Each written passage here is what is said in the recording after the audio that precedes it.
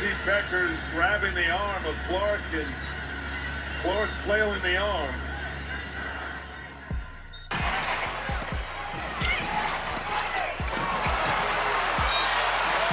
And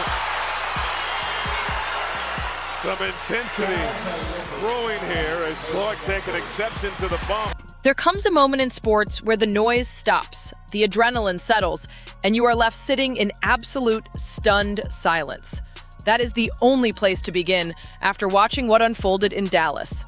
If you are watching this on your television at home, I have to apologize in advance if the passion boils over, because what we witnessed on that basketball court was not just a frustrating road loss for the Indiana Fever. It was not just an off night for a superstar, and it certainly was not an ordinary, run-of-the-mill regular season defeat. What we witnessed was an organizational and cultural breakdown so severe, so tactically bizarre, and so dripping with internal hypocrisy that it demands to be put under a microscope and examined piece by piece. Let that sink in for a moment. Just 24 hours ago, the narrative surrounding this team was entirely different. Yesterday, the conversation across the entire basketball landscape was about Caitlin Clark sitting firmly at the front of the MVP race. When you looked at the list of candidates being debated, whether it was Olivia Miles, Kelsey Mitchell, A'ja Wilson, or Caitlin Clark, Clark was winning that race by a landslide. The debate was practically over. The momentum was undeniable. She was the driving engine of this franchise, the points leader among the candidates, and the clear frontrunner for the highest individual honor in the sport. And then, in a single 40-minute span against the Dallas Wings, that entire foundation was cracked wide open. What happened on that floor has forced a dark, uncomfortable question into the spotlight. What on earth is going on inside the Indiana Fever locker room? When you watch the coaching decisions of Stephanie White, when you watch the on-court execution of Aaliyah Boston, and when you examine the shot selection and offensive dominance of Kelsey Mitchell, you are forced to confront a troubling possibility. This did not look like a cohesive team trying to win a basketball game.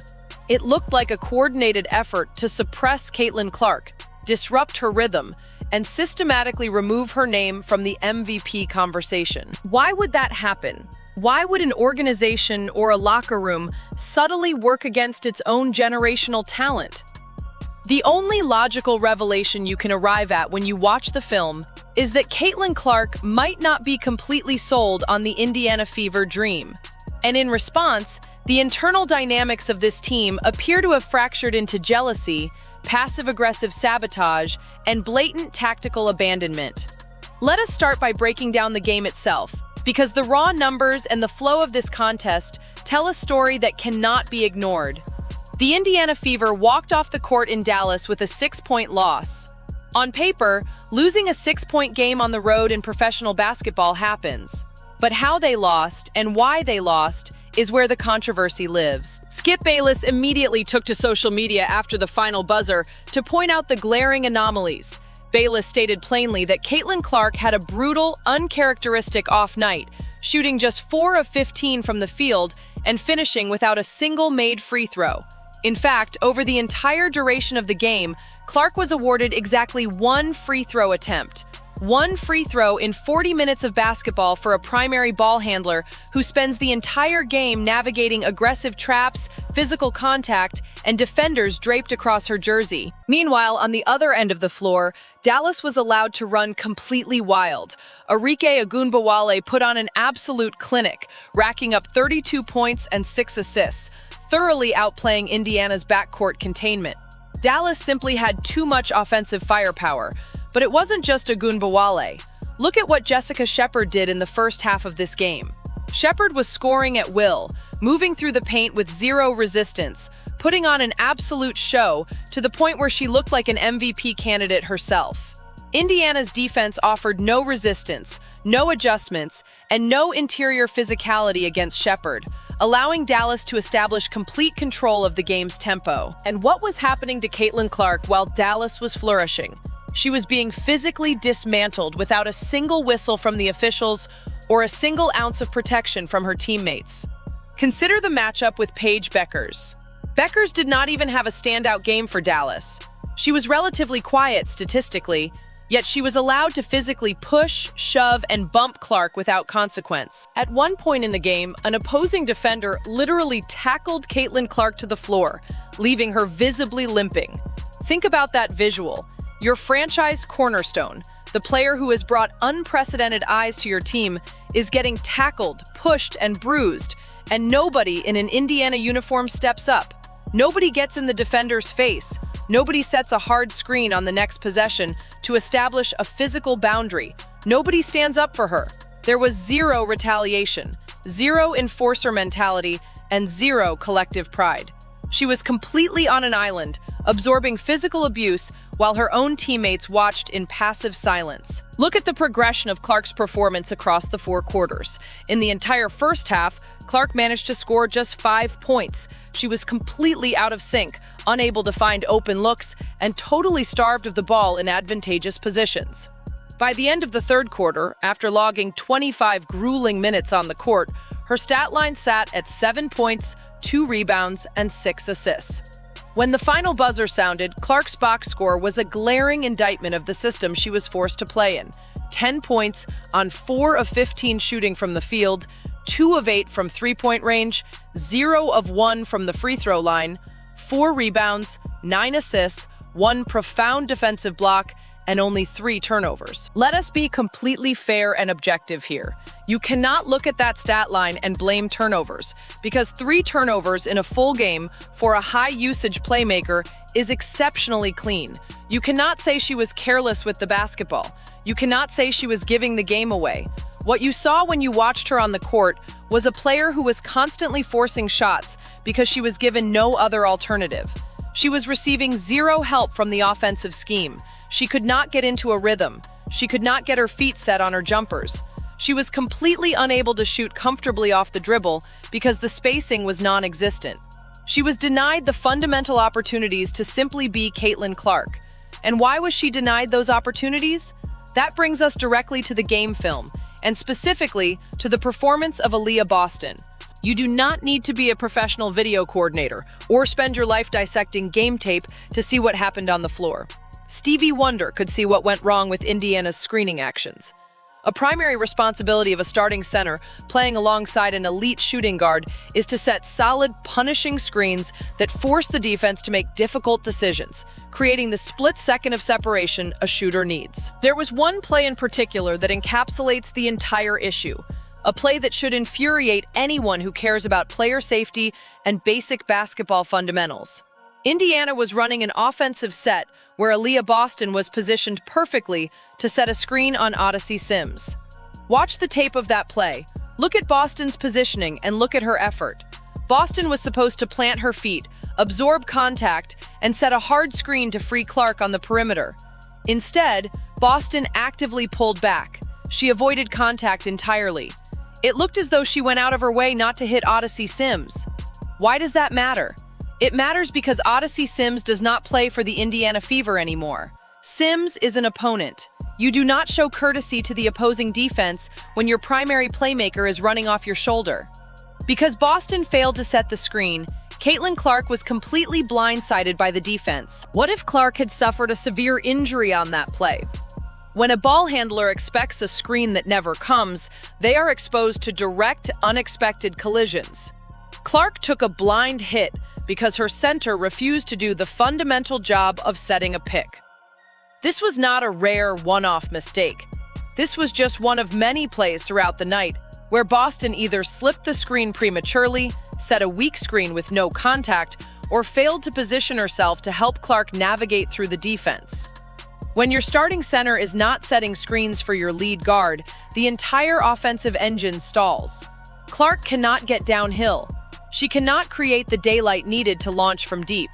She is forced into contested late shot clock heaves because the basic mechanics of the offense have broken down. Now, let us contrast Clark's suffocated evening with the offensive freedom granted to Kelsey Mitchell. Pull up the box score and look at the sheer disparity in usage, shot volume, and whistle equity. Kelsey Mitchell played 35 minutes in this game. In those 35 minutes, Mitchell put up 37 points, shooting 9 of 18 from the field and an incredible 7 of something from beyond the arc. Mitchell was shooting the basketball like there was no tomorrow. Possession after possession was designed, directed, and cleared out for Mitchell to attack and fire away. Furthermore, Mitchell finished the game with 5 assists. That deserves acknowledgement because Mitchell is traditionally a pure scoring guard who does not distribute at a high volume. But look at the foul calls.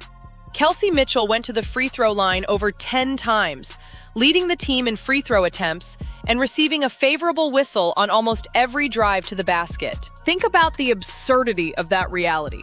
Kelsey Mitchell gets 35 minutes, 18 field goal attempts, over 10 free throw attempts, and finishes with 37 points. Meanwhile, Caitlin Clark, the runaway MVP frontrunner entering the game, is held to 15 contested shots, only 1 single free throw attempt, and is left to battle double teams and blindside hits with no screening assistance whatsoever. How does a coaching staff allow that level of imbalance to occur? That brings us to head coach Stephanie White. What was the game plan here, Stephanie? What were you doing on the sideline? Hours before this game even tipped off, the warning signs were already circulating. A tweet went viral roughly 4 hours prior to the contest, cautioning fans to monitor Stephanie White's rotational strategies closely, now that Clark's MVP candidacy was gaining massive national momentum.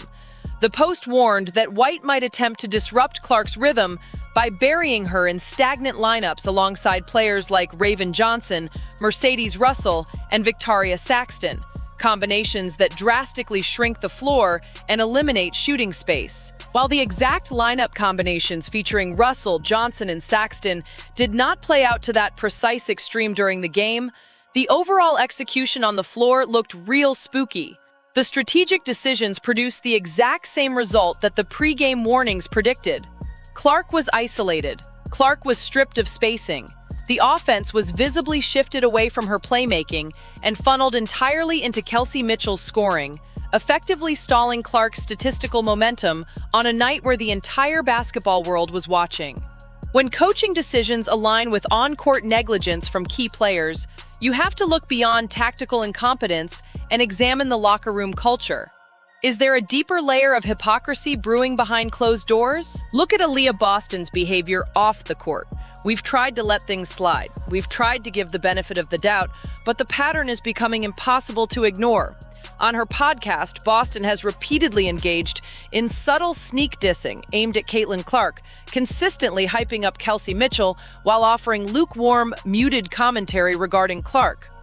Why is a starting player using external media platforms to subtly shift praise away from the team's primary playmaker and elevate another teammate at her expense?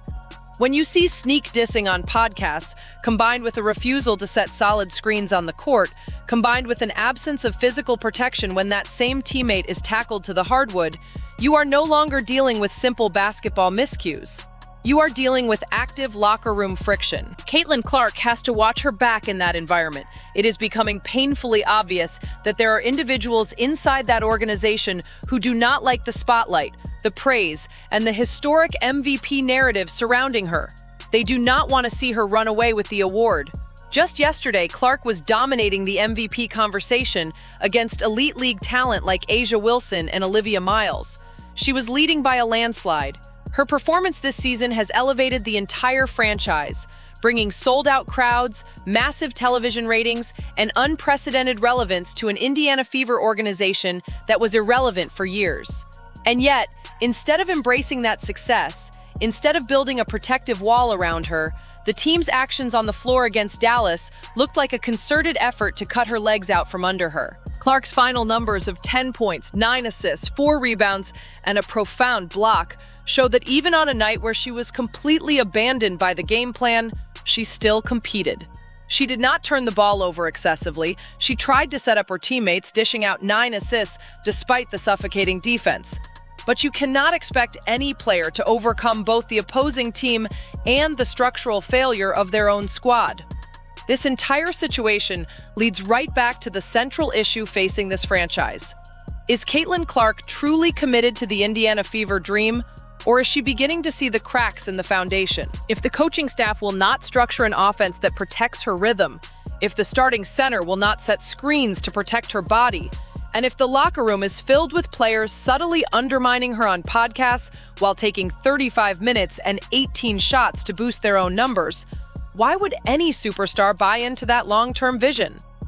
A player of Caitlin Clark's caliber deserves an environment built on trust, elite execution, and mutual respect. What she received in Dallas was a masterclass in how to alienate a franchise player. She took the hits, she limped off the court, she was denied the whistle, she was denied the screens, and she was forced into an off night that directly damages her MVP standing. This game was a loud, unmistakable warning sign. You cannot ignore what the tape shows. You cannot pretend the missed screen on Odyssey Sims was an accident.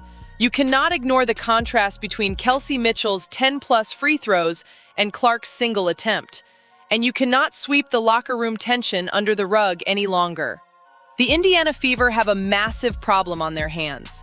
If Stephanie White, Aaliyah Boston, and the leadership of this team do not look in the mirror, fix the hypocrisy, and start playing cohesive basketball that supports their generational talent, this situation is going to unravel completely. We are going to have a ton of content breaking down every single angle of this game and its fallout, because what happened in Dallas said everything you need to know about the current state of this team. Drop your thoughts in the comments section below. What do you think is really going on behind closed doors in Indiana? Was this game just an off night, or are we watching internal drama sabotage Caitlin Clark's MVP run? Shake the haters off, make sure to like the video, subscribe to the channel, and we will see you on the next breakdown.